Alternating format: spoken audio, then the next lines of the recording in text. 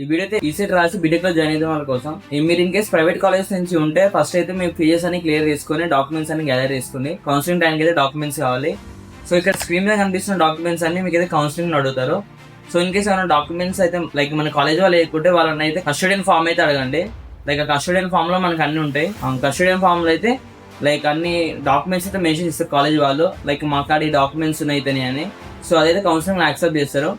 And ఈసారి competition కానీ ఎక్కువ ఉన్నది, అందరికైతే మంచి మార్క్స్ వచ్చినాయి అండ్ మంచి ర్యాంక్స్ వస్తాయి. మనకైతే ఫస్ట్ ఫేజ్ లోనే సీట్ వచ్చేటట్టు చూసుకోవాలి, ఎందుకంటే సెకండ్ ఫేజ్ పోయేసరికి ఆల్మోస్ట్ కాలేజెస్ అన్ని అయిపోతాయి. మీకైతే కాలేజెస్ అయితే మంచిగా ఉండవు, ఎందుకంటే మనకి తెలిసిందే ఈసీట్ వాళ్ళకి చాలా తక్కువ సీట్స్ ఉంటాయి బీటెక్ కాలేజెస్ లో.